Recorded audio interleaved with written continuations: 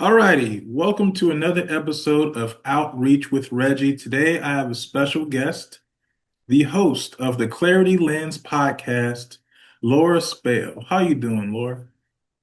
I'm doing great today. How are you? Doing good, doing good. Today is a busy day, but a good day. I like to say Yeah, it's a I very hear that. productive day indeed. First and foremost, I would love to know more about your podcast, or if you could talk a bit about what your podcast is about.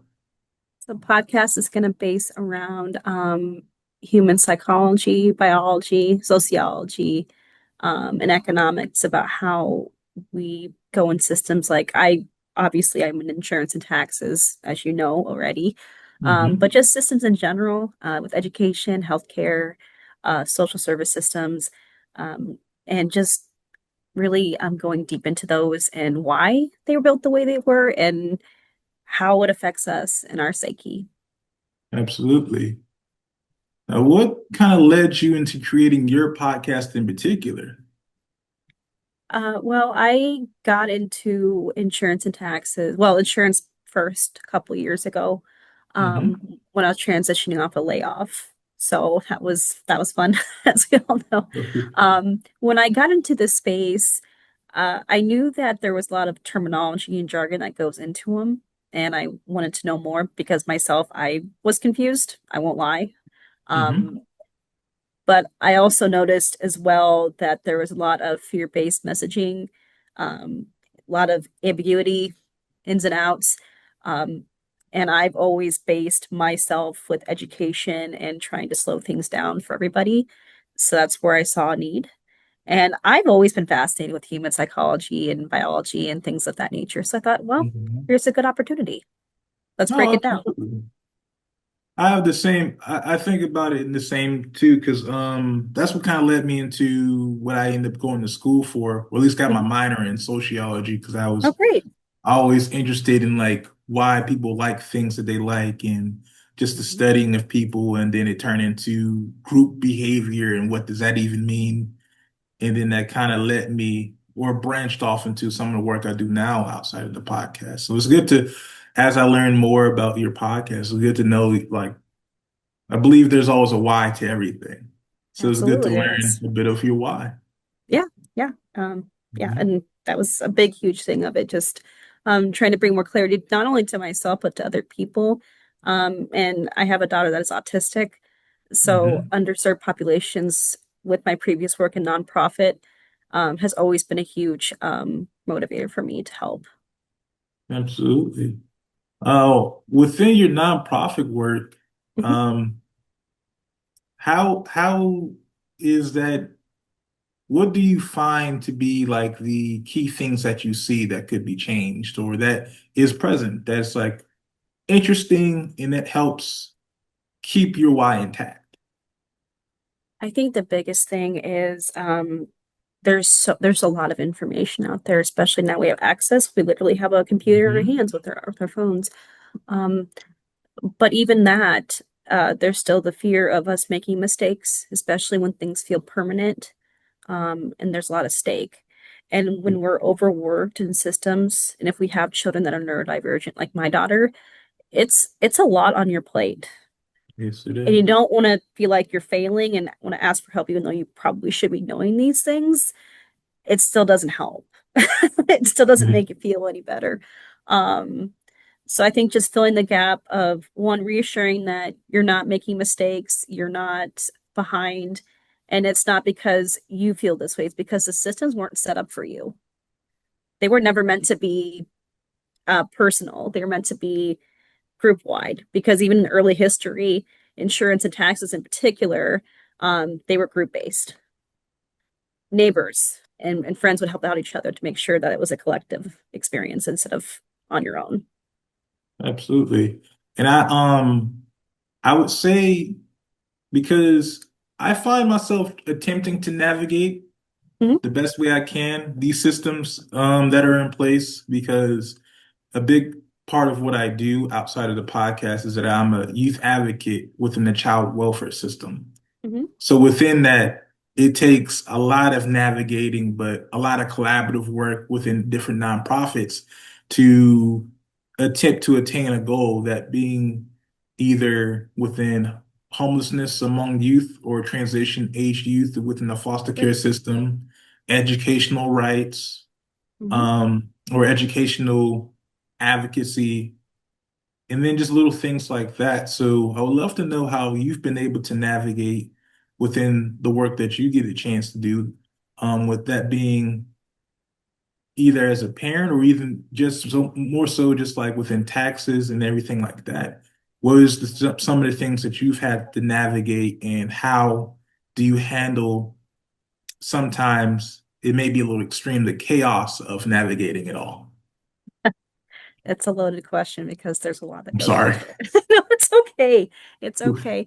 I think the main thing is not only navigating a new system in terms of I came from a background of criminology, nonprofit, and medical staffing, going into a completely different sector of financial systems.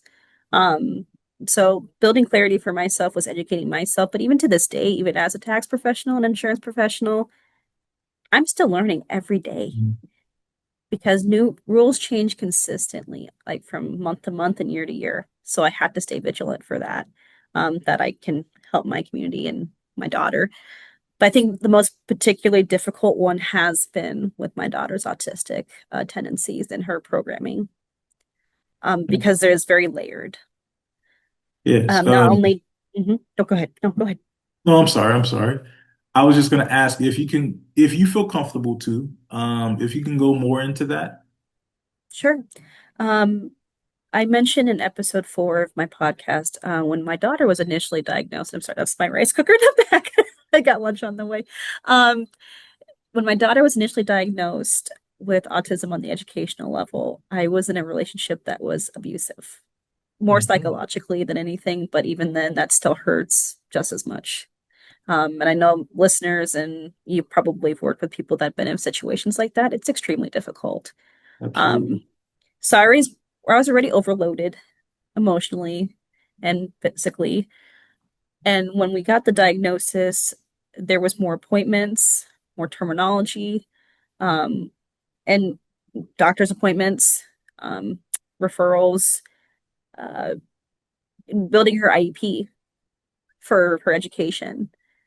Just sitting down with the teachers, I knew that their job was there to help me and support us and support her through this, but my mind just could not register at the time because I myself was not regulated. And Yeah. my her father was reluctant to those results, so that made it a little more difficult to put it all together. Um, I think that's the most difficult part was not. I wouldn't. I accepted what was going on. But I felt autopiloted because everything else in my head couldn't quite get through it to it. Damn. So within that, what were some of the fears that were the loudest in your mind at that time before you was able to make the change, or to not only navigate, but to be there in the capacity that you are now for many others who are trying to navigate, that being financial barriers or things like that? Well, on top of the relationship, I felt it. I was failing as a mother because I didn't notice things right away. There's things that, in terms of her motor development, that we kept track of, but I felt like I should have known better. But as a Okay. first-time mom and out of group of friends, I was the first to have a child, so I tried to have myself with a little bit of grace with that. But even then, Absolutely. it's the mom guilt, and moms know how that feels when you feel like you're failing your child. But at the same time, I was trying to leave my relationship because I had to question whether if I was teaching my daughter about love correctly, and if those moments that I felt overwhelmed were going to change her psyche that I couldn't change. Um, so that would be that was the most difficult. But I think the ultimately the most scary part for me was just saying that I failed my relationship and I was being a single parent because there's shame with that. There's a lot of stigma with single mothers and single parents in general. And I just felt like another statistic, to be totally honest with you. And even That my ex told me that um once I left, he said, and I quote, "No one's going to want a single mother like you." Yeah. very unfortunate to hear. And as to be very vulnerable, I do come from a single mother home, Mhm. and seeing the will and the efforts of what she went through has been an inspirational and inspiring tone of what I get to do now, Mhm. is seeing the efforts that she was able to do. So there's no doubt in my mind whatsoever that your daughter, your child is looking at it from the lens of, I'm noticing what mommy gets to do every day, and I'm seeing the effort that she gets to put into Absolutely. helping others and showing up as not only as a mom, but just as a person who's having a real life experience. Mhm. So if I can offer a sincerity of I'm with you, Thank and you. I That may means not a lot. understand, but I lend The empathy is there. encouragement. I appreciate that. Yeah. Um, that was, but I finally made the steps to do it. And of course, clarity never really comes full on at one time. It's a series of moments that come together. And I made the step to leave, and that was the Mhm. best decision I made because not only was it safer for myself and my daughter, it just it led me to breathe it again and be more confident in myself. And to my ex's point, I am now engaged to a wonderful man, Hey now. and so and Ah, I'm not big on revenge, but I think people living their best life is the best way for you just to continue on and to um, move forward. absolutely. So within that, when did you realize something had to change in your life in particular? What was that key moment to, like, you flip the switch and now everything, it starts here and becomes a launching pad up? Um, Now, those that are in abusive relationships can probably understand where I'm coming from is that your friends and family will tell you how they feel multiple times. And you will talk to your friends and family about how unsafe you feel, how overstressed you are. And over time, I felt that I was it's like word vomit, you know? Hmm. I knew that they cared, but it also felt like, and I kind of notated in my podcast episode there, is I felt like I had an expiration date on when I could feel how I felt without them really saying anything else. Um, but so I learned how to kind of stay quiet for a long time and just say I'm okay when I really wasn't. I just learned how to Hmm. self-regulate, even though I definitely was not regulated. Yeah. It's that appearance that was a difficult part. Even on the days that nothing remotely would have happened or he never said anything, I still felt like I was walking on eggshells around him. But Okay. I think the moment that really did it for me was my friend, and I'm still with friends to this day. She noted to me, she basically told me, listen, I love you, but I can't continue to be watching you make mistakes like this and not stand up for yourself because you know how strong you are. And she's like, I will not continue to enable you. That sucked hearing all of that but Right. that's the harsh reality though. It was the Yes. tough love that I needed to move forward. So I knew that I was intelligent and capable throughout my life. I knew I could navigate things before. I've gone through grief and job losses and everything else, but this is where I felt like, why couldn't I just leave? But that did it for me. And not only that, but she and her now husband and a few other friends, we packed up while he was gone. So I didn't have any excuses anymore. So I ultimately will always thank her for that. Absolutely. Hmm. And as you are into a new practice or into now engaged or Hmm. married, is it? Engaged. Yeah. Now that you are into a much healthier relationship, what are things that you can now learn as the healing journey is continuing? What are things that you are able to take in now that like or that provide clarity? Hmm. And Um, a second part to that is, do you believe clarity is something that you find immediately along the way, or is something that is built? so things I can do now is even if I'm overstressed, because I mean, we all get overstimulated with life, I have time to breathe and slow down and think about things more rationally. And I have a partner that now helps me rationalize those things, even if I do want to explode a little bit, because we all do Mhm. it. Um, and I'm able to just think more clearly.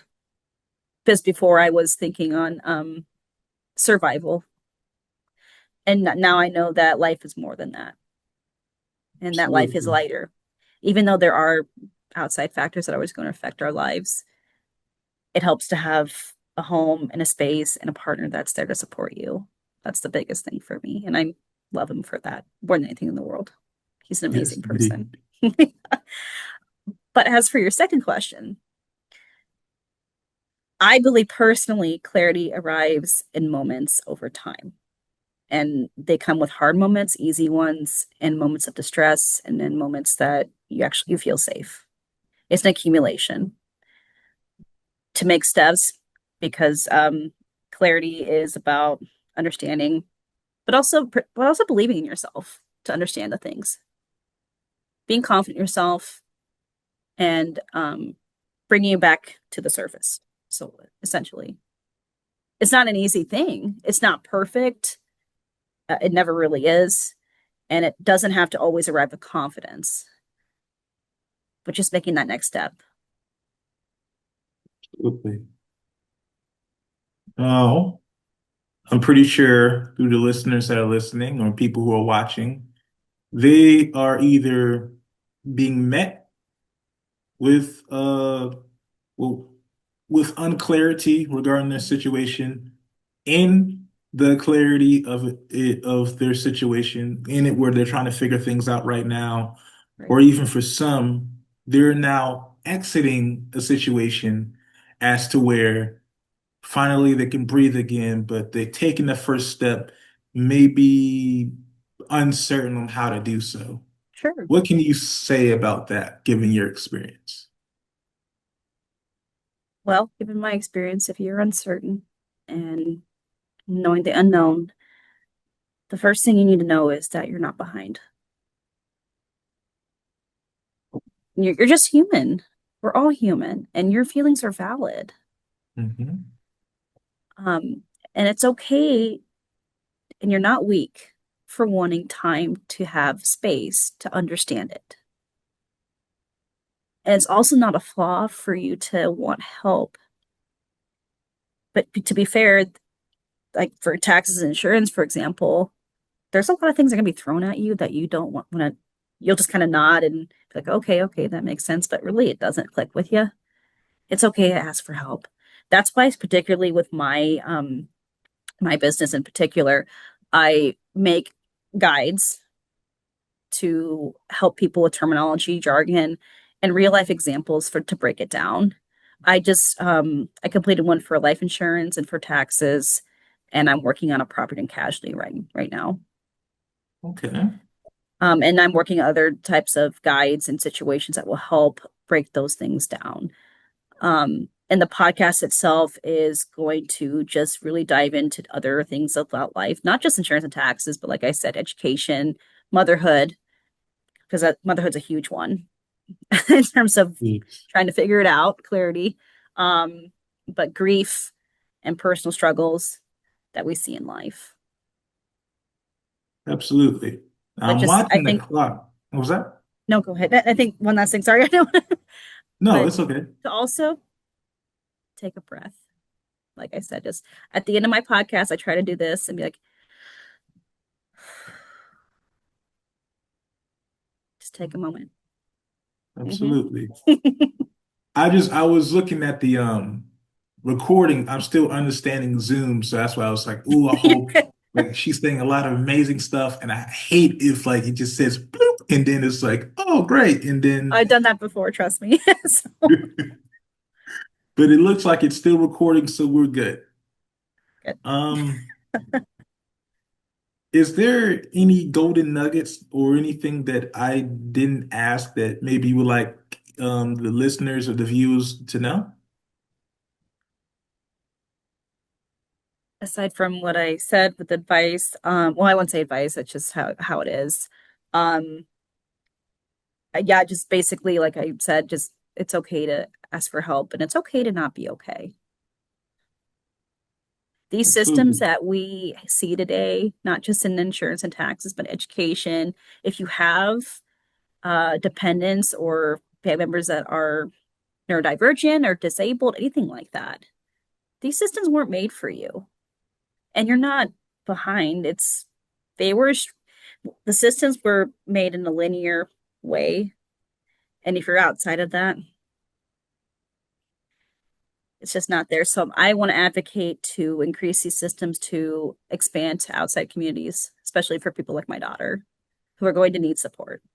And even just regular people like me, because there are days where, even when I'm just as a professional, when the new tax codes and laws and Hmm. policy updates through insurance, I'm just like, more. Absolutely. There's more. Of course there is. So just remaining vigilant for that. But like I said, the biggest thing is you're not behind and you're just human. And it's okay. Absolutely. Now that I see that I have a little bit more time, I get to ask, I guess, a few more Yeah, questions. sure. Absolutely. Happy to answer. Mhm. As it is, I want to say International Women's Month, It is. Yes, it is. what does it mean to be able to, because I'm sure that as the podcast grows, or if you haven't been told already, your story is going to mean a lot to many people who you either will have, well, I'm sure you will have an opportunity to meet, but those who Sure. you would reach. What does that mean to you, especially within this month? It means the world. Honestly. Um, there's so many stories just like mine, um, that just realize how strength is really about. Because strength back then for me was just survival each day, just waking up, trying to make it through. But I know now that strength is about safety and clarity and hearing the voices of other women. Along with that, it just warms my heart. Even if they are having a hard time getting out of the situation, just listening to others, I think can help point them in the right direction. That's the first step of clarity is listening and hearing people out too. Yes. And lastly, what are some resources out there for many mothers or parents or just anybody out there navigating this current time as we're going through tax season or even just being human that you found to work? I found, I know that the IRS government website can be very overstimulating and it's a lot of information, but there are some good trinkets in there to kind of break down some material. Those that are navigating neurodivergency, like with my daughter for advocacy, reaching out to local ADA therapies, even with your educational, if they have an IEP, talking with your teachers and speech pathologies and everything like that can help. But ultimately, it does obviously vary by state and state basis. But just for me, like with my clients and other people around me, building the resources that I have and continuing to make more is another thing that's been helping me. Um, Oh, so perfect. it's okay. And there's other great resources. I have it on my business website as well for both insurance and taxes for both. If you're more of an analytical person like me, there's the data points and things like that. But if you're more of just like a visual person, then there's other options there as well. So I like to add the resources, and I'm always going to continue to add on. Perfect. With that being said, I thank you so much for coming on the podcast today. Well, thanks I'm for having so me. absolutely. And if you could share who you are once again and your information about your podcast and everything that you're doing, I'll Mhm. give the floor to you. Sure. So I'm the host of the Clarity Lens podcast. You can find it on Apple, Spotify, or anywhere that you enjoy your podcast. I'm going to be on episode 7 this week, so tune in for that. I also have my book, The Quiet Power of Clarity, on Amazon and Kindle for your leisure. So Mhm. you're more than welcome to jump in there. If you have any questions, I also have a social media page with my Facebook with the same name as you see. And you can also DM me for anything that you need, especially with resources and questions. So that is all I'm about. Alrighty. Thank you so much Oh, for oh, your and time. I forgot to do one last thing. I also have a Substack. If you'd like to read articles, I post a lot of articles about neurodivergency as motherhood and even clarity as well. So always have something there for you. I almost forgot about that. Oh, all this, hey, it's very important, so I'm happy you included it. Yeah, absolutely. Well, thanks again, Reggie. I appreciate your time. Oh, thank you for yours.